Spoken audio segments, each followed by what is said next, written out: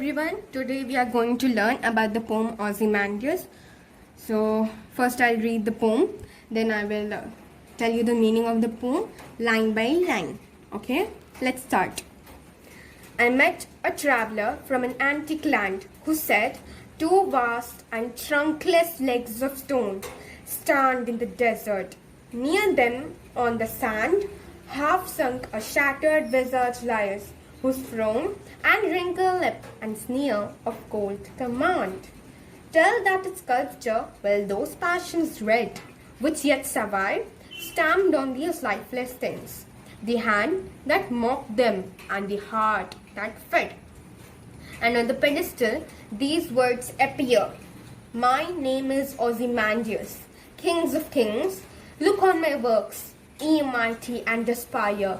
Nothing beside remains round the decay of that colossal wreck, boundless and bare. The lone and level sands stretch far away." Author of this poem is Percy Bysshe Shelley. Who is it? Percy Bysshe Shelley. You can also write as P.B. Shelley. Okay? So now let's see the meaning of each line in the poem Ozymandias. I met a traveler from an antique land. So the poem begins with the narrator.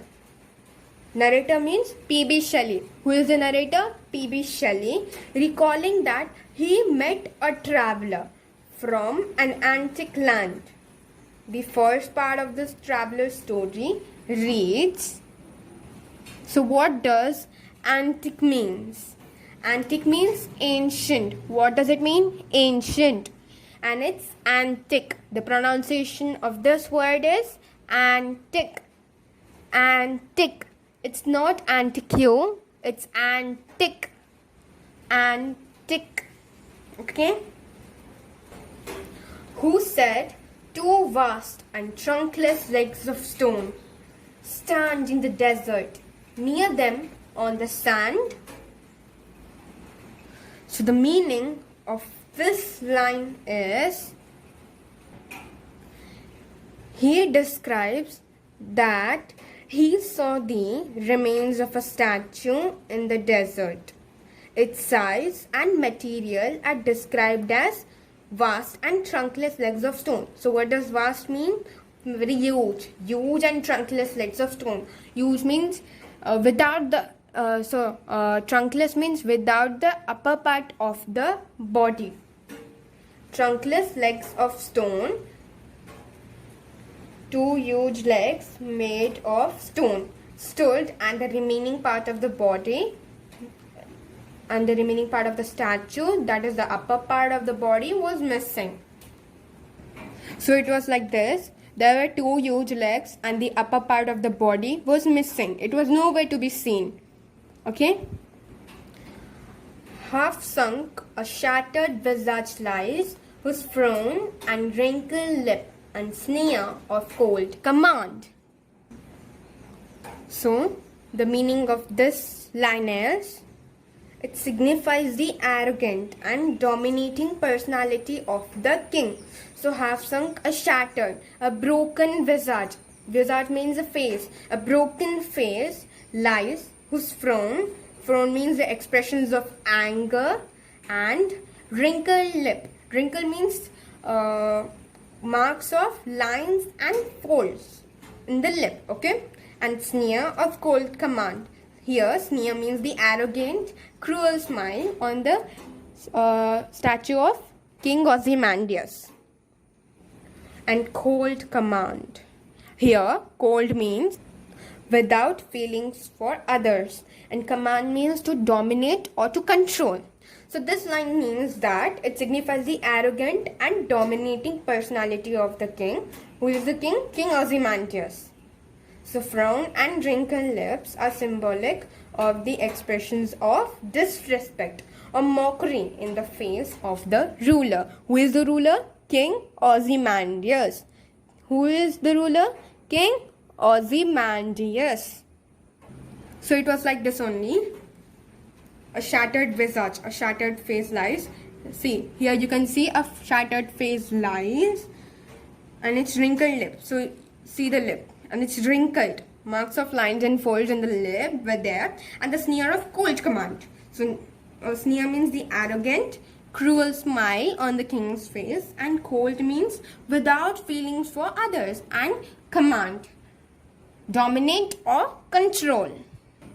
So now let's recall the summary of lines 1 to 5.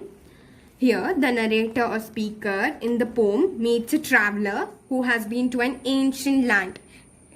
Another word for ancient in the poem is antique. See here, antique. Ancient place in the desert. He tells about the ruined statue of the great, powerful king Ozymandias. It has been destroyed with the passage of time. There were only two huge legs. So see, there were only two huge legs, and the upper part of the body was nowhere to be seen. The face of the statue was half sunk in the sand. He narrates the expressions on the face of the statue that describes the distinctive characters of the king.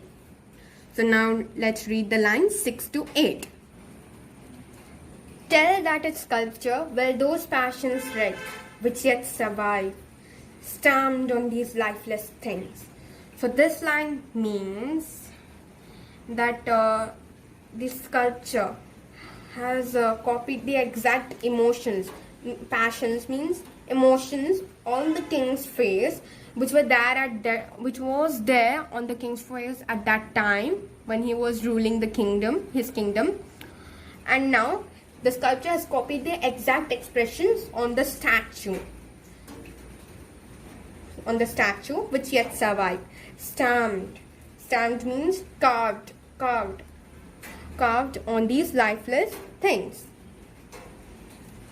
The hand that mocked them and the heart that fed. So this line means, the meaning of this line is, in this line, the hand is the hand of the sculptor who has carved the statue. He has copied the exact expressions on the king's face.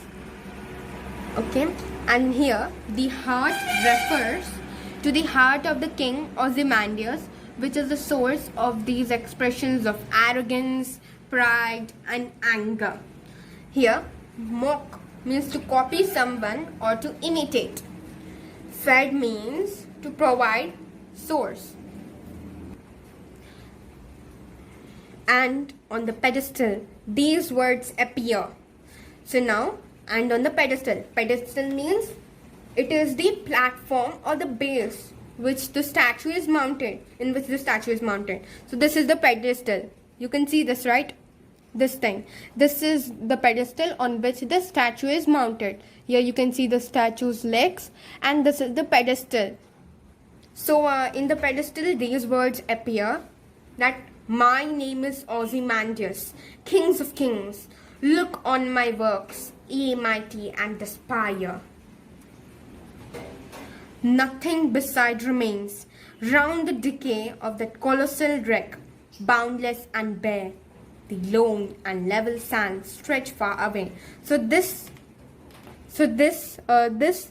thing was written. These sentences were written on the pedestal. So let's know the meaning of these sentences line by line. So my name is Ozymandias, kings of kings. So this verse, part of a poem, shows that Ozymandias was very proud of his power. So Ozymandias means the king Ozymandias. King Ozymandias. He is the ruler of his king. King Ozymandias, the ruler of his kingdom. So this verse, part of a poem, shows that Ozymandias was very proud of his power. So King Ozymandias was very proud of his power, position, and glory. He considered himself to be mightiest of all his kings. So King Ozymandias considered himself to be the mightiest of all kings. Here you can see the face of the King Ozymandias, visage of the King Ozymandias.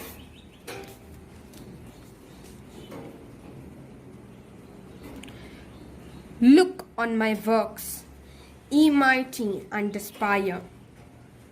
So this line means that the king Ozymandias feels that the other powerful kings of his time, who considered themselves to be mighty and powerful, will be in despair, as their accomplishments and achievements are nothing in comparison to the magnitude of his greatness. Whose greatness? King Ozymandias' greatness. Ozymandias tells that he is superior to them, and they stand nowhere when his works and achievements are compared with theirs. So here, what does despair means? Despair means to give up hope, to lose hope, or to give up hope. Okay? Nothing beside remains round the decay of that colossal wreck, boundless and bare. So the line is a contrast between the powerful expressions on the face of the statue and its current state of ruin.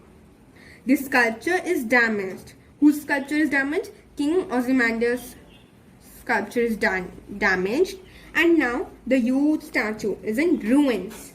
The huge ruined statue is in the middle of the desert with nothing but sand in all directions.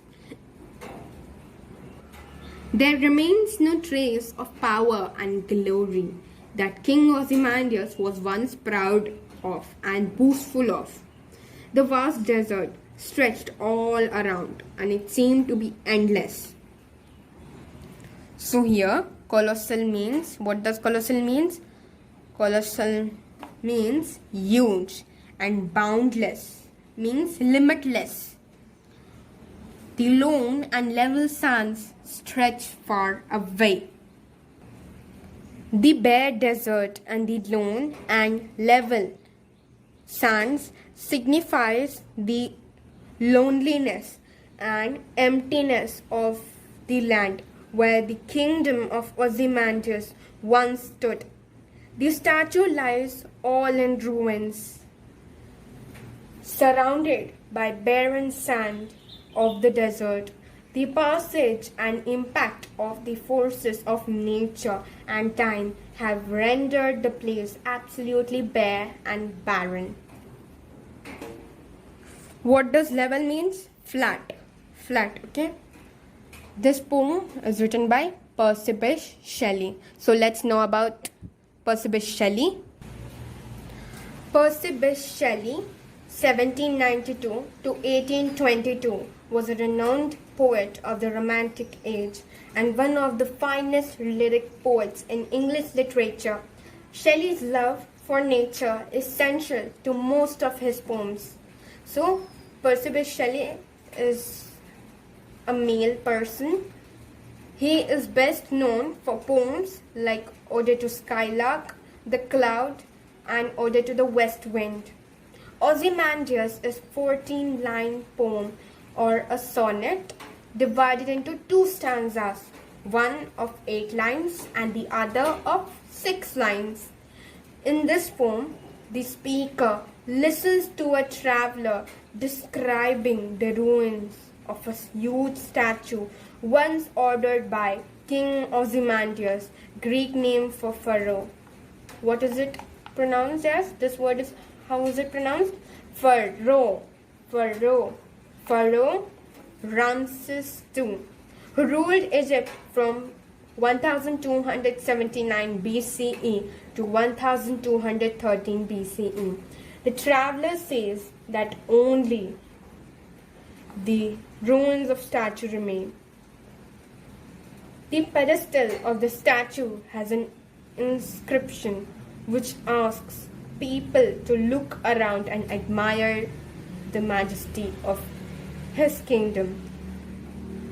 Ironically, all traces of his power have been wiped out with the passing years.